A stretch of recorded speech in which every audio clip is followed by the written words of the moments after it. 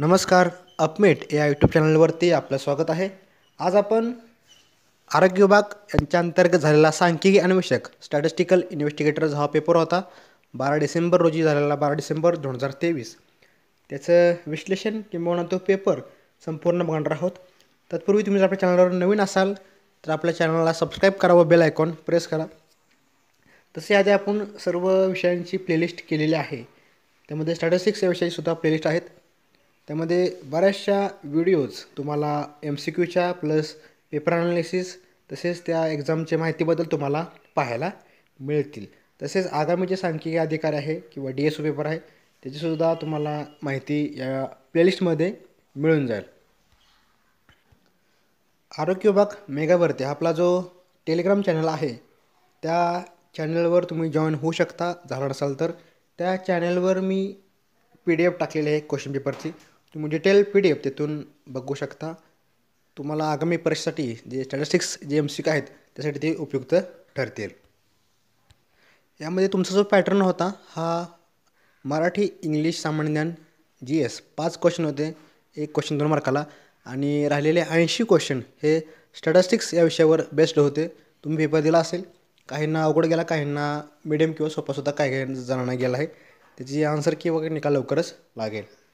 जे स्टॅटिस्टिक्स सोडून जे काही बाकीचे विषयाचे क्वेश्चन आहेत हे आपण या व्हिडिओमध्ये बघणार नाही आहेत. डायरेक्ट आपण मेन टेक्निकल क्वेश्चनकडे जाणार आहोत.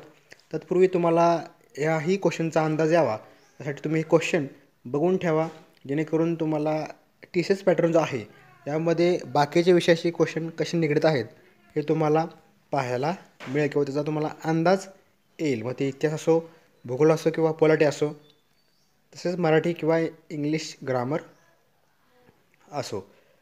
त्यानंतर आपण डायरेक्ट आपलं जे टेक्निकल क्वेश्चन जे आहेत स्टॅटिस्टिक्स या विषयाशी निगडीत 80 क्वेश्चन बघणार आहोत.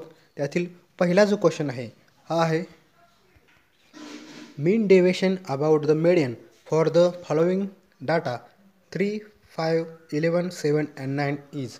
मीन डेविएशन अबाउट मीडियन तुम्हाला काढायचे. याचा जर फॉर्म्युला म्हणत असेल तर तुम्ही direct answer within a minute किंवा 30 सेकंडमध्ये तुम्ही काढू शकता. ऑप्शन नंबर 2 12/5 म्हणजे 12/5 ह्याचं उत्तर आहे योग्य उत्तर.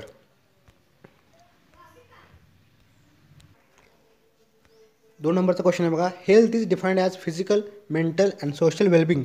दिस वॉज डिक्टेटेड बाय WHO. हा तुमचा हेल्थ या विषयाशी निगडीत क्वेश्चन आहे.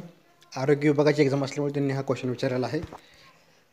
त्यानंतरचा क्वेश्चन आहे a person who helps an individual person or an organisation for data collection is called enumerator, respondent, investigator, informant. A person who helps an individual person or an organisation for data collection त्याला आपण काय म्हणतो तर इनॅमरेटर म्हणतो. जो व्यक्ती एखाद्या organisation किंवा एखादे पर्सन आहे जो ऑलरेडी डाटा कलेक्शन करत आहे त्याला जो मदत करत आहे त्याला इनॅमरेटर म्हणतात. त्यानंतरचा क्वेश्चन आहे क्वेश्चन नंबर 4. यामध्ये तुम्हाला मॅथमॅटिकल क्वेश्चन विचारलं आहे बघा. An aeroplane covered a distance of 800 miles with 4 different speed 100, 200, 300 and 400 mile per hour for the first, second and third, fourth quarter for distance. Find the average speed in mile per hour. तुम्हाला या ठिकाणी average speed काढायसाठी विचारलं आहे. मॅथमॅटिक्सचा थोडक्यात हा question आहे किंवा कॉइनचा म्हणू शकतो तुम्ही. याचं योग्य उत्तर ऑप्शन नंबर 3 192. त्यानंतर क्वेश्चन नंबर 5 डायडॅश test is used to compare 2 or more experimental groups against a control group. डिझाईनमधला हा क्वेश्चन आहे. LSD Dunnett Duncan 2K. याचा option number 2 Dunnett test is used to compare 2 or more experimental groups against a control group as a post hoc test. त्यानंतरचा question आहे question number 6 which of the following statements are correct. तुम्हाला 4 statement दिलेत बघा. त्यातले अचूक म्हणजेच बरोबर विधान कोणते ते आपल्याला ओळखायचं आहे. याचं योग्य उत्तर option number 4 B and D correct आहेत. तेच आपण बघणार आहोत. म्हणजे काय sample size increases the width of the interval decreases हे विधान बरोबर आहे. सॅम्पल साईज जर वाढली तर तुमची इंटरवलची विड्थ डिक्रीज होते. आणि चौथं जे विधान आहे D, sample size increases and standard deviation decreases, the width of the interval decreases, हे दोन विधाने बरोबर आहेत. बाकीचे ए आणि सी विधाने चुकीचे आहेत. त्यानंतर 7वा क्वेश्चन आहे, if you conclude that the two drugs produce the same effect when there is difference then it is called. Power of the study, accepting H0 when it is true, type 2 error, type 1 error. सांगितले if you conclude that the two drugs produce the same effect when there is a difference. याचं योग्य उत्तर आहे type 2 error. हायपोथेसिसमधला question आहे. Type 1 error, type 2 error, power of the test, level of significance हे तुम्हाला माहीत असणं गरजेचं आहे. The average number of female live births that would be born to a woman who would be subjected to age specific fertility and mortality rates of given year is net reproduction rate. हा थोडक्यात डेमोग्राफीमधला हा topic आहे. Net NRR याची तुम्हाला थोडक्यात definition विचारलेली आहे. त्यानंतरचा question आहे question number 9, which of the following statements are true for stratified random sampling. सॅम्पलिंगमधला क्वेश्चन आहे. BCD हे विधान बरोबर आहेत सांगितले आहे. बी विधान बघा, each stratum must be mutually exclusive. कोणामध्ये तर स्ट्रॅटिफाईड रँडम सॅम्पलिंगमध्ये. Stratification of population is done, minimises the sample error. हे BCD विधाने बरोबर आहेत regarding stratified random sampling. Question number 10, which of the following is the short key used to insert hyperlink in the Microsoft PowerPoint. Hyperlink तुम्हाला माहीत असेल, एखादा शब्दाला किंवा आपण कोणत्याही वाक्याला आपण जर हायपरलिंक दिली तर ती लिंक डायरेक्ट कनेक्ट होते त्या वेबसाईटला, त्या पोर्टलला. त्याचं योग्य उत्तर आहे ऑप्शन नंबर 4. कंट्रोल की मारून तुम्ही त्याचा हायपरलिंक इन्सर्ट करू शकता. डायरेक्ट तुम्ही त्या बटनावर क्लिक केलं की तुम्ही त्या ऑटोमॅटिकली त्या वेब पोर्टलला जात असता. कंट्रोल के लक्षात ठेवा, hyperlink. The following are correct statement except. खालीलपैकी कोणते विधाने बरोबर आहेत एक्सेप्ट म्हणजे थोडक्यात काय की ऑप्शन नंबर 1 हे सोडून बाकी 2, 3, 4 हे तिन्ही विधाने बरोबर आहेत. ऑप्शन नंबर 1 जे आहे हे चुकीचं आहे. त्या ठिकाणी म्हटले बघा एक्सेप्ट. कोणते करेक्ट आहेत एक्सेप्ट. ऑप्शन 1 सोडून 2, 3, 4 हे तिन्ही विधाने बरोबर आहेत. तिन्ही विधाने तुमच्यासमोर आहेत, तुम्ही ती वाचू शकता. क्वेश्चन नंबर 12 आहे, in a moderately skew data the mean and the median are 125 and 127 respectively, then its mode will be 131. Mean, median आणि मोड याचं रिलेशन तुम्हाला जर माहीत असेल तर तुम्ही त्याचं योग्य उत्तर काढू शकता. Age and sex distribution of the developed countries are seems to be barrel shape. Age and sex distribution of the developed countries are seems to be barrel shape. त्यानंतरचा क्वेश्चन आहे, the numerator is not a part of the denominator. कशामध्ये असतं तर ते रेशिओमध्ये असतं. Numerator is not the part of denominator हे ratio कन्सेप्टमध्ये असतं, हेच त्यांनी विचारलेलं आहे. Sum of the deviation from a mean will be always 0 आणि मेडियनमध्ये मिनिमम असतं, हे तुम्हाला माहीत असेल कन्सेप्ट. हे दोन्ही वाक्य अतिशय महत्त्वाचे आहेत. तुम्हाला ऑन ॲव्हरेज प्रत्येक एक्झामला विचारलं जातं. Sum of deviation taken from mean is 0 आणि taken from median is minimum. त्यानंतर प्रोबॅबिलिटी या टॉपिकवरचा क्वेश्चन आहे बघा, मॅथमॅटिक्स किंवा एक्झाम्पल आहे. A problem in statistics is given to 3 students ABC whose chance of solving it are 1/2, 3/4 and 1/4 respectively. What is the probability that the problem will be solved if all of them try independently? हा word अतिशय महत्त्वाचा होता किंवा आहे कोणता तर independently. 3 विद्यार्थ्यांना एक क्वेश्चन सोडवा दिलेला आहे. त्यांची ती क्वेश्चन सोडवण्याची प्रोबॅबिलिटी तुम्हाला दिलेली आहे 1/2, 3/4, 1/4. विचारले काय, the problem will be solve if all of them try independently, हे तुम्हाला विचारलेलं आहे. याचं योग्य उत्तर आहे ऑप्शन नंबर 2, 29/32. त्यानंतर which of the following statements are true. A आणि B हे करेक्ट आहेत बघा. Statistical power refers to the ability of statistical test to detect a true effect when it is exist. आणि standard error is measure of sampling error, हे 2 विधाने बरोबर आहेत. बाकीचे C आणि D हे विधान चुकीचे आहेत. क्वेश्चन नंबर 18 त्यामध्ये पण हेच तुम्हाला विचारलं कोणती विधाने करेक्ट आहेत.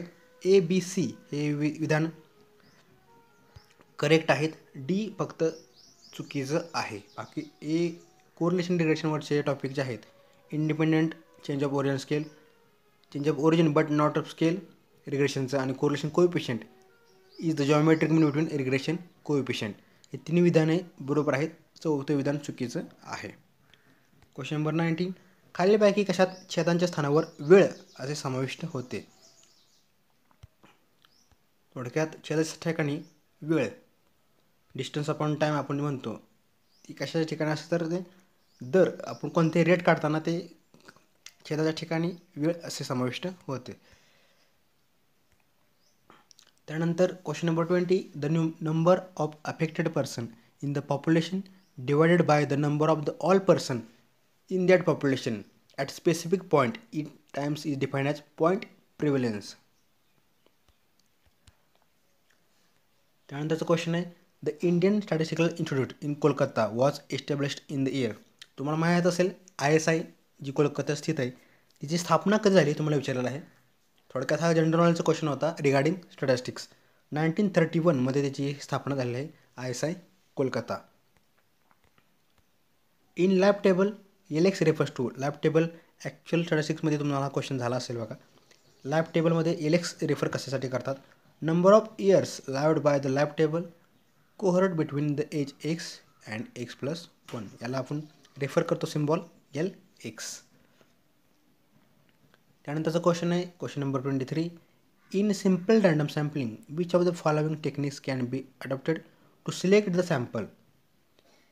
ऑप्शन आहेत याचं उत्तर जे आहे ABC random number table method, lottery method, computer generator random numbers. Simple random सॅम्पलिंगमध्ये आपण कोणती मेथड वापरतो हे सांगितलेलं आहे. त्यानंतरचा क्वेश्चन आहे which one of the following is relative measure of dispersion. Relative measure of dispersion कोणतं आहे तर कोएफिशियंट ऑफ व्हेरिएशन याचं रिलेटिव्ह मेजर ऑफ डिस्पर्शनचं उदाहरण आहे. कोएफिशियंट ऑफ व्हेरिएशनचं फॉर्म्युला तुम्हाला माहीत असेल sigma upon X bar into 100 हा सुद्धा महत्त्वाचा क्वेश्चन आहे. त्यानंतरचा क्वेश्चन आहे which of the following is the type of probability sampling procedure. Cluster sampling is the type of probability sampling procedure. बाकीचे सर्व नॉन प्रोबॅबिलिटी सॅम्पलिंग आहेत कन्व्हिनियन्स कोटा सिक्वेन्शियल तुम्हाला वाचून सुद्धा याचं आन्सर कळू शकतं. त्यानंतर in a demography which of the following is called as post transition stage. Post transition state कोणाला म्हणतात तर low fertility and low mortality with slow population growth या स्टेटला काय म्हणतात तर पोस्ट ट्रान्झिशन स्टेज म्हणतात या स्टेजला. त्यानंतर which one of the following is an ordinal type of data.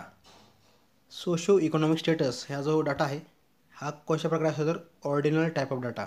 Types of data आहेत ऑर्डिनल स्केल, नॉमिनल स्केल हे जे टाईप्स आहेत त्यावर हे आधारित क्वेश्चन आहे.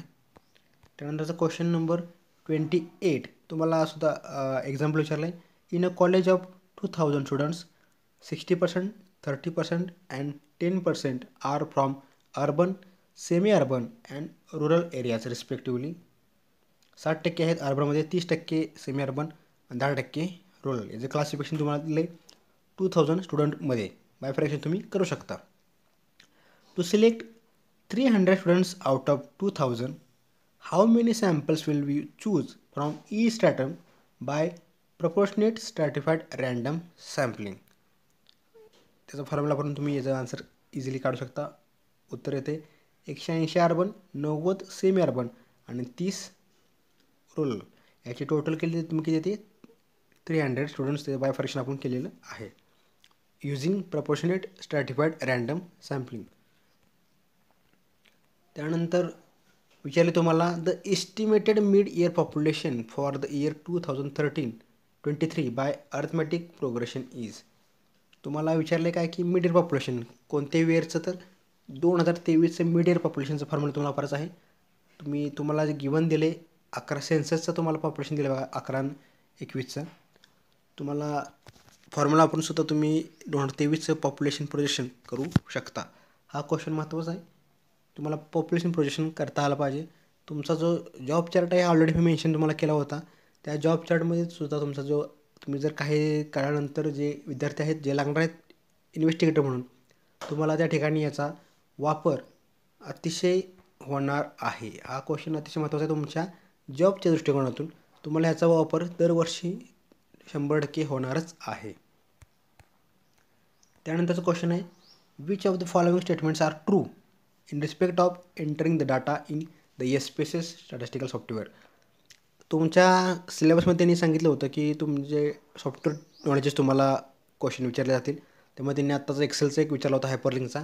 तसेच जास्तीत जास्त क्वेश्चन तुम्हाला एसपीएसएस सॉफ्टवेअर दिसले असतील क्वेश्चनला एक्झाममध्ये. त्यामुळे ज्या विद्यार्थ्यांचं एसपीएसएस झालेलं होतं त्यांना हे क्वेश्चन इझी गेले असतील. ज्या विद्यार्थ्यांनी हे एसपीएसएस बघितलंच नसेल त्यांना हे क्वेश्चन 100% डिफिकल्ट गेले असणारच आहेत.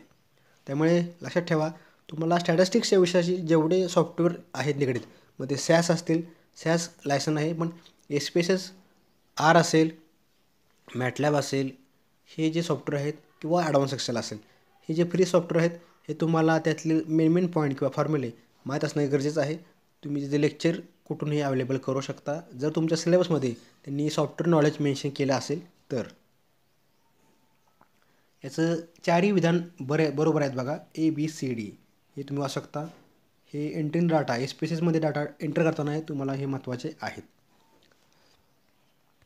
त्यानंतर the average number of children that would be born alive to a woman during the her lifetime who would be subjected to age specific fertility rates of a given year is. Total fertility रेटचा तुमचा वापर होतो ASFR म्हणजेच age specific fertility rate. डेमोग्राफीवरचा हा question आहे. डेमोग्राफीसुद्धा एक जो चॅप्टर आहे हा सुद्धा तुम्हाला आगामी काळामध्ये त्यांच्या जॉब चार्टमध्ये इन्व्हेस्टिगेटरच्या यूज होणार आहे. त्यामुळे त्यांचेसुद्धा जास्तीत जास्त क्वेश्चन तुम्हाला पेपरमध्ये पाहायला मिळाले आहेत. ऑलरेडी आपण डिस्कस केलं होतं लास्ट लेक्चरलाच किंवा तो एक्झामच्या अगोदरच की तुम्हाला जॉब चार्ट ज्या पद्धतीने आहे त्या पद्धतीने तुम्ही जर तयारी केली असतील किंवा केले असेल तर तुम्हाला हा पेपर 100% इझी गेला असेल. तुम्ही त्यामध्ये 150+ स्कोअर आरामशीर करू शकत होता. परंतु एक्झाममध्ये काही विद्यार्थ्यांची अशी अडचण आहे की पेपर डिफिकल्ट होता. डिफिकल्ट का होता?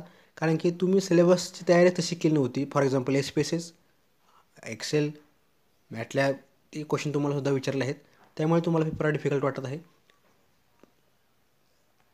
त्यानंतरचा क्वेश्चन आहे question number 32. Which measure of central tendency can be determined graphically through histogram. याचं योग्य तर ऑप्शन नंबर मोड. हिस्टोग्राम थ्रू आपण मोड फाइंड करत असतो. तुम्ही हिस्टोग्राम बघितला असेल त्यानुसार तुम्ही हिस्टोग्राम त्यानुसार मोड फाइंड करू शकता. त्यानंतर question number 33. The first 4 raw movements about the point 10 are 1, 4, 10, 46. Then the distribution kurtosis is mesokurtic. तुम्हाला रॉ मुवमेंट दिलेत मुवमेंट डॅश, म्यू2 डॅश, म्यू3 डॅश, म्यू4 डॅश. तुम्हाला विचारलं की डिस्ट्रीब्युशन आहे ते कोणतं आहे तर ते मेसोकर्टिक आहे. त्यानंतर the software is used for analysis of unstructured text किंवा qualitative analysis is NVivo. Qualitative analysis जे असते क्वांटिटी आणि qualitative. Qualitative in the sense yes और no type, male female type जे आहेत त्यासाठी कोणतं सॉफ्टवेअर यूज केलं जातं NVivo. बाकी सॅस काय बघा स्टार्ट आहे EPinfo. हा क्वेश्चन तुम्हाला नवीन असेल साहजिकच आहे. Which of the following statements are not statistically significant. ACD हे जे स्टेटमेंट आहेत हे नॉट स्टॅटिस्टिकल सिग्निफिकंट. बाकी B जो आहे 95% confidence interval for the odds ratio is 2.3, 12.3 हे स्टॅटिस्टिकल सिग्निफिकंट आहेत. आता त्याच्यामध्ये पेपर जरी अवघड असला, तुम्हाला अवघड गेल्याचा अर्थ सर्वांनाच अवघड जाणार आहे. त्यामुळे तुमचा जो कट ऑफ आहे हा कमी येणारच आहे 100%. कारण की तुमच्या जागा ज्या आहेत अराऊंड 65+ जागा तुमच्या आहेत, अराऊंड 60. त्यामुळे तुमचा कट ऑफ हा साहजिकच कमी येईल. कट ऑफ 150 ते 140 तुमचा जास्त कमीत कमी 140 येऊ शकतो. त्यानंतरचा क्वेश्चन आहे what types of class interval is this. तुम्हाला 1 ते 10, 11 ते 20, 21 ते 30 हा जो इंटरवल दिला आहे हा कोणता आहे तर हा इन्क्लुझिव्ह टाईपचा क्लास इंटरवल आहे. Double blinding means. Double blinding म्हणजे काय, neither the participants nor the investigator aware of the group allocation. म्हणजे पार्टिसिपंटला पण आणि इन्व्हेस्टिगेटरला पण ग्रुप अलोकेशनविषयी ते अवेअर नाहीत, त्याला आपण काय म्हणतो, double blinding. Neither the participant nor the investigator aware of the group allocation. त्यानंतर the number of the live births per 1000 population of the given geographical area during a given year refers to crude birth rate. हा सुद्धा डेमोग्राफीवरचा question आहे. CBRचा formula तुम्हाला विचारलेला आहे. Identify the secondary type of data collection. Hospital records हा secondary आहे, जो already त्यांनी कलेक्ट केलेला असतो. बाकी सर्वे मेथड, क्वेश्चनरी, एक्सपेरिमेंट हे आपण प्राईम डाटा आहेत, स्वतः आपल्याला ते गोळा करावे लागते. आणि हॉस्पिटल रेकॉर्ड्स म्हणजे ऑलरेडी त्यांनी कलेक्ट केलं आहे, ते तुम्ही वापरत असाल तर ते सेकंडरी डाटामध्ये येत आहे. Which of the most suitable method to measure the percentage of contribution of risk factor to disease attributable risk is most suitable method to measure the percentage of contribution of risk factor. त्यानंतरचा question हा तुम्हाला एक method दिलेलं आहे किंवा statement दिलं आहे. विचारले काय, which of the following statement is correct. Standard deviation increases, sample size increases. तुम्ही क्वेश्चन वाचला तर तुम्हाला ह्या लक्षात येऊ शकतं की यानुसार कोणतं विधान हे बरोबर आहे. बाकीचे 2, 3, 4 हे विधाने यानुसार दिलेल्या स्टेटमेंटनुसार चुकीचे ठरत आहेत. Question number 42. Following are the functions of bureau of economics and statistics accept.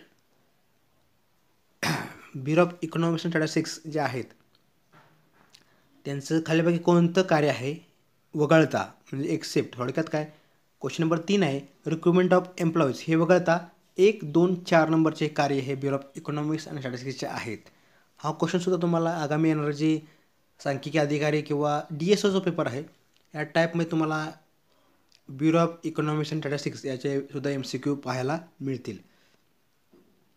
त्यानंतरचा हा क्वेश्चन आहे, तुम्हाला विचारलं आहे की हा क्वेश्चनमध्ये कोणती test, what appropriate method should be apply to test whether the weight reduction is statistically significant.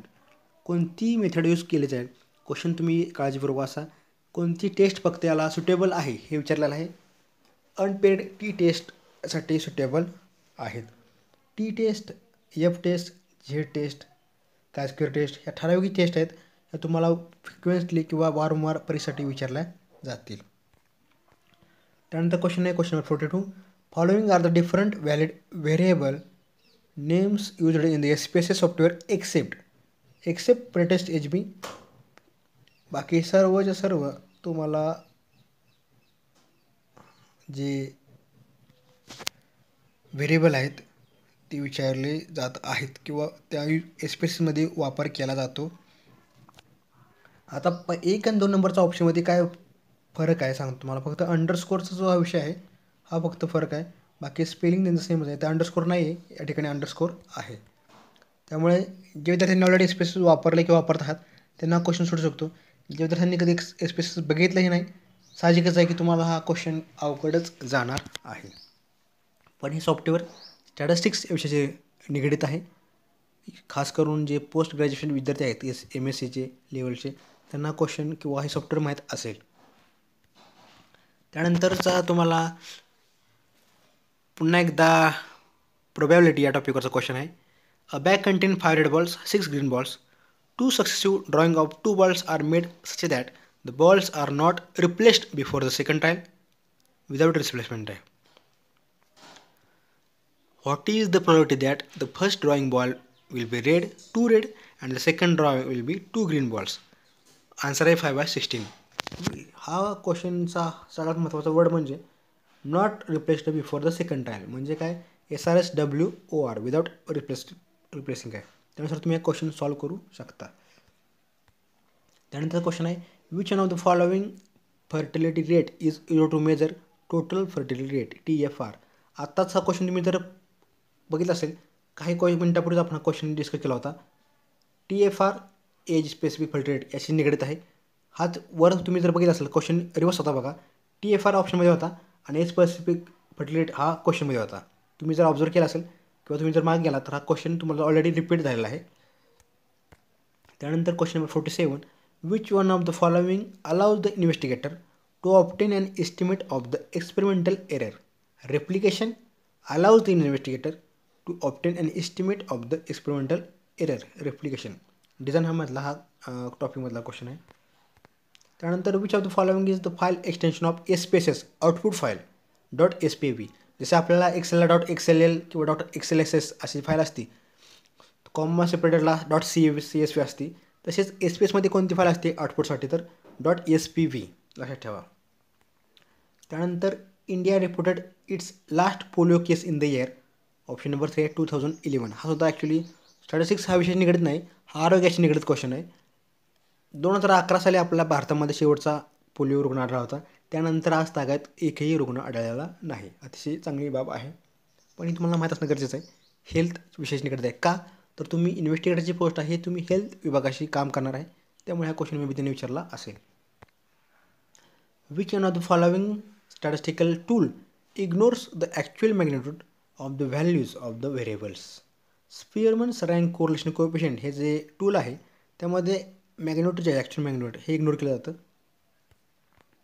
त्यानंतरचा क्वेश्चन आहे the probability of getting 53 Saturdays in a leap year. हा सुद्धा क्वेश्चन तुम्ही ऑलरेडी बघितला असेल किंवा रिपीट होणार क्वेश्चन आहे. The probability of getting 53 Saturdays in a leap year. Leap year म्हणजे काय, ज्याला 4ने भाग जातो, जे 4 वर्षानंतर येत असतं. ऑप्शनचं उत्तर आहे 2/7. त्यानंतरचा क्वेश्चन आहे the ratio of the total number of death due to disease in a certain period and the total number of cases of the same diseases reported in the same period is define as case fatality rate. याचं तुम्हाला definition विचारलं फक्त. केस fatality rate म्हणजेच काय तर क्वेश्चनमध्ये सांगितलेलं आहे. Demography टाईपचा क्वेश्चन आहे. If the 95% confidence interval for the specified mean 18.2 26.2, then the point estimate is 22.2. त्यानंतर हा पुन्हा एकदा प्रोबॅबिलिटी या टॉपिकवरचा क्वेश्चन आहे. तुम्ही क्वेश्चन बघा. A biomarker has sensitivity of 80%, specificity of 90% to detect the disease. Also, the disease prevalence is 25%. If a marker shows a positive for a person, what is the probability that the person has disease? 72.7%. त्यानंतर तुम्हाला या ठिकाणी class interval दिलेत आणि त्याची frequency दिलेत. थोडक्यात number of students विचारले काय, which of the following class intervals has maximum value. याचं उत्तर आहे ऑप्शन नंबर 4 10 to 15. तुम्हाला दिले कसं बघा, <5, <10, <15 याचं तुम्हाला क्लास इंटरवल करावं लागतील. त्याची मॅक्झिमम व्हॅल्यू जे येईल ती येल्यानंतर तुम्हाला उत्तर आहे 10 to 15. ह्या क्लासमध्ये हे जो क्लास इंटरवल आहे ह्यात मॅक्झिमम व्हॅल्यू आहे. त्यानंतरचा क्वेश्चन आहे the equivalent non parametric test for repeated measures of ANOVA is Friedman test. किंवा तुम्हाला माहिती आहे की ॲनोवामध्ये एक टेस्ट आपण यूज करत असतो. त्यानंतरचा question number 57 the critical value Z for single tail test at 5% level of significance is 1.645. Critical level of Z किती असती 5%साठी, तर थोडक्यात 95% कॉन्फिडन्स इंटरवल 1.645 ही झेडची व्हॅल्यू आहे, जी की फिक्स व्हॅल्यू आहे. Which of the following has denominator of mid year population of woman in the reproduce age group. म्हणजे जनरल फर्टिलिटी रेट. म्हणजे विचारले काय बघा की कोणत्या फॉर्म्युलामध्ये डिनोमिनेटरला ही कन्सेप्ट असते, कोणत्या फॉर्म्युलामध्ये डिनोमिनेटरला ही कन्सेप्ट असते. जनरल फर्टिलिटी रेट म्हणजे GFR याच्या फॉर्म्युल्यामध्ये जो छेदस्थान आहे किंवा डिनोमिनेटर आहे यामध्ये mid year population of woman in the reproductive age group, म्हणजे थोडक्यात 15 ते 49 तुमचा हा जो एज ग्रुप आहे रिप्रोड्यूसचा आहे, हे कन्सेप्ट छेदस्थानी असते. ऑप्शन नंबर 1 याचं योग्य उत्तर आहे.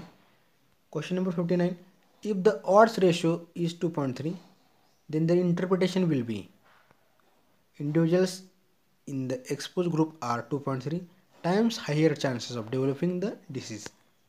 ऑड्स रेशो या कन्सेप्टवरती आधारित क्वेश्चन आहेत बघा. Odds ratio in box and whiskers plot maximum value measured by the formula.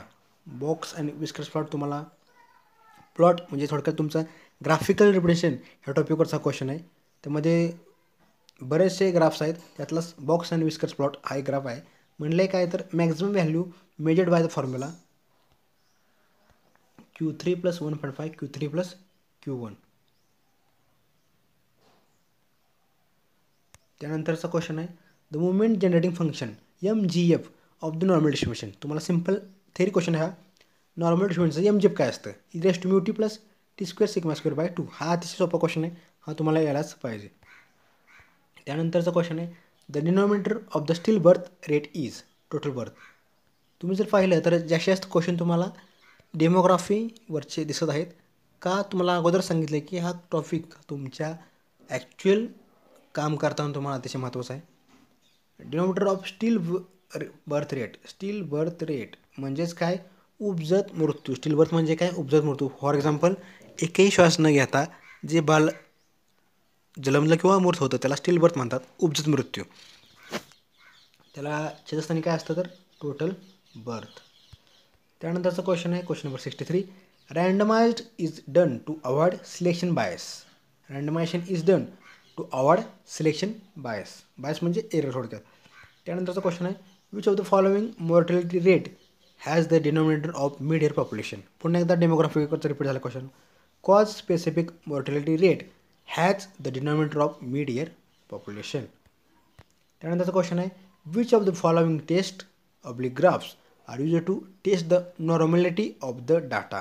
ABCD ह्या चारही पर्याय जे आहेत Kolmogorov Smirnov test, Shapiro Wilk test, histogram, Q plot या चारही ग्राफ किंवा टेस्टने आपण एखाद्या डाटाची नॉर्मॅलिटी टेस्ट करू शकतो. ऑप्शन नंबर ABCD हे चारही पर्याय आहेत. त्यानंतरचं क्वेश्चन आहे the distribution is said to be negatively skewed if the negatively score तुम्हाला माहिती आहे पॉझिटिव्ह अँड निगेटिव्ह स्क्यू. पॉझिटिव्हमध्ये काय असतं mean is greater than median is greater than मोड.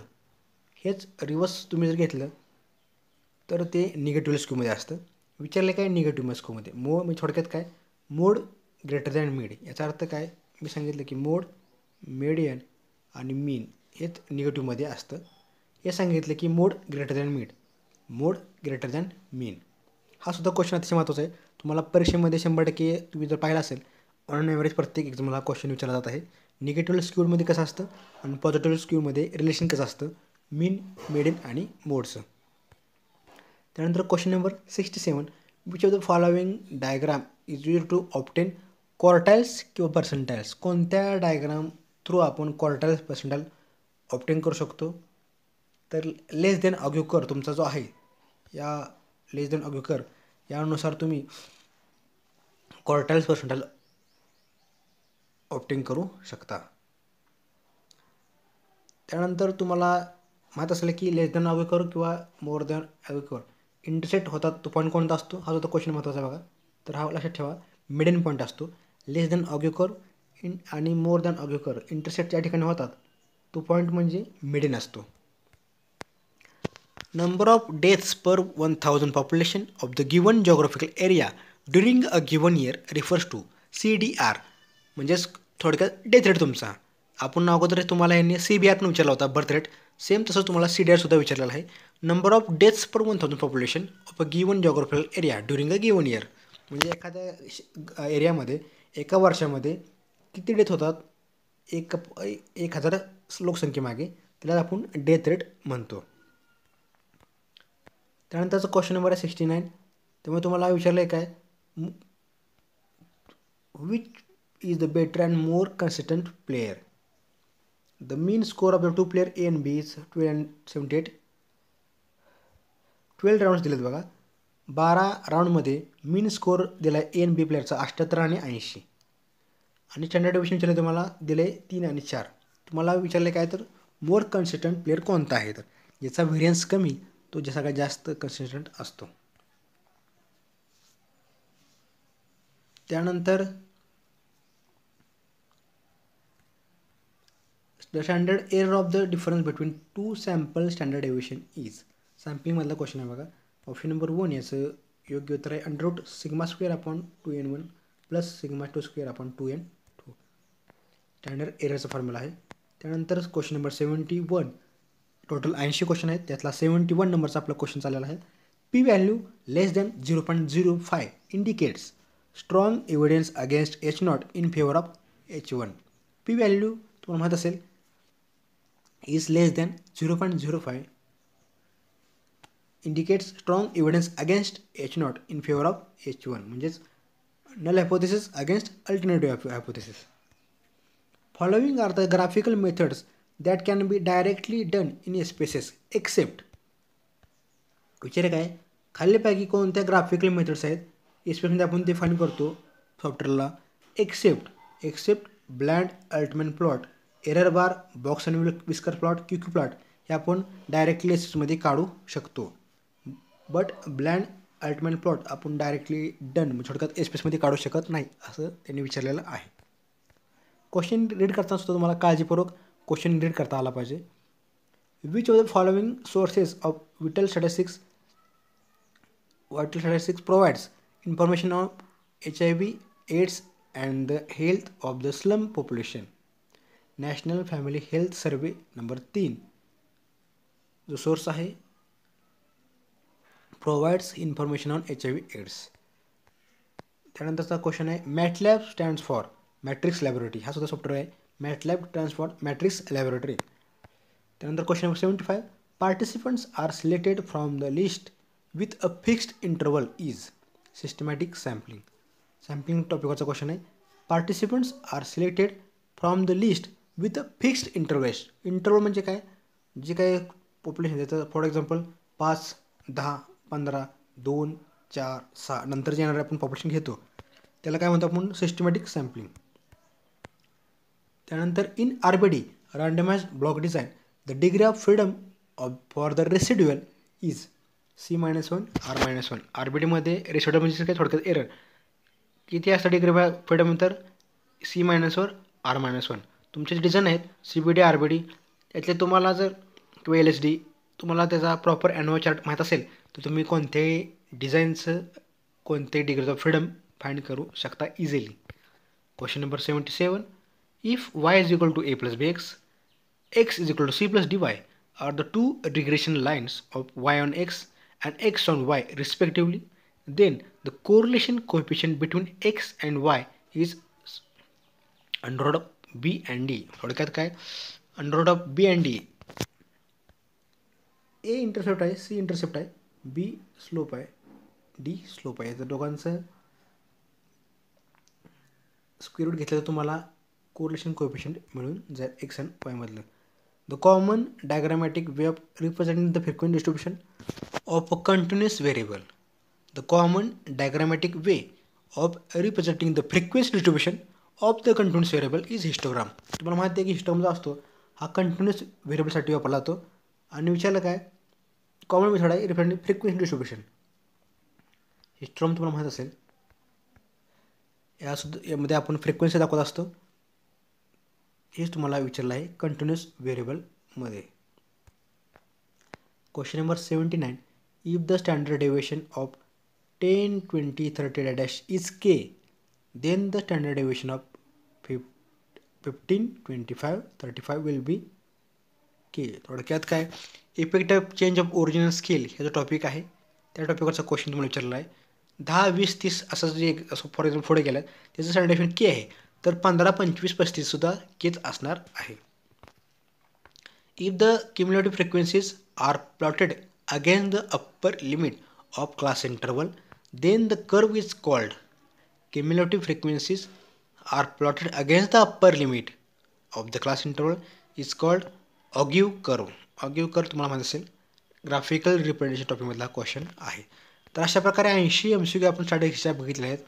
याचा उपयोग, याचा फायदा तुम्हाला आगामी काळातल्या किंवा येणाऱ्या कोणत्याही स्टॅटिस्टिक्सचे टेक्निकल क्वेश्चन आहेत यासाठी तुम्हाला होऊ शकतो. आय होप तुम्हाला हे समजले असतील.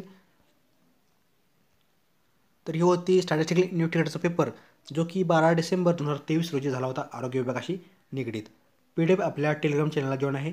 टेलिग्राम चॅनलची लिंक या व्हिडिओच्या कमेंट बॉक्स तसेच डिस्क्रिप्शन बॉक्समध्ये मी दिलेली आहे. तिथून तुम्ही आपला आरोग्य भरती हा टेलिग्राम चॅनल जॉईन करू शकता. धन्यवाद.